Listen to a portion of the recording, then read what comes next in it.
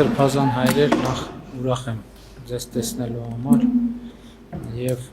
ուզում եմ շնորհակալություն հայտնել ձեզ ձեր սկզբունքային դիրքորոշման համար, որ դուք այսօր արտահայտել եք հրապարակային կերպով եւ գիտեք, ես կարծում եմ, որ այն թեման, որը արծարծել եք դուք ձեր հայտարարության մեջ,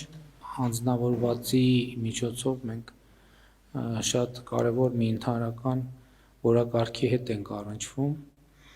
Ես շատ երկար մտածել եմ եւ եկել եմ հետեւյալ մի հետեւության ինքս ինձ համար, որ նաեւ կիսել եմ հանրության հետ եւ հարկ եմ համարում կիսել նաեւ ձեզ հետ, որ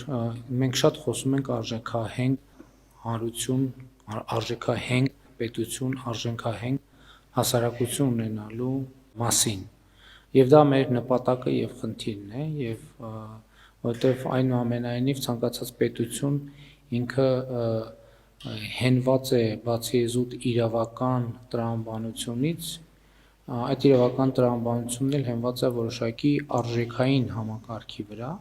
եւ չի կարող պետություն լինել առանց արժեքային համակարգի։ Մեր արժեքները առաջին հերթին առնչվում են մեր հոգեվոր արժեքներին եւ իրականության մեջ ինչպիսի դեր ունեն մեզ համար հոգեվոր արժեքները, դրանք մեծապես կանխորոշում են նաեւ պետության ընդհանրապես արժեքահենք լինելը եւ հասարակության արժեքահենք լինելը եւ ես կարծում եմ, որ սա մի խնդիր է, որի հետ առնչվել է եւ որի վերաբերյալ դիրքորոշումներ արտահայտելը մեր պետության հետագա զարգացման եւ ճակատագրի համար ունի շատ կարեւոր առնչություն եւ ես կարդացել եմ ձեր հայտարարությունը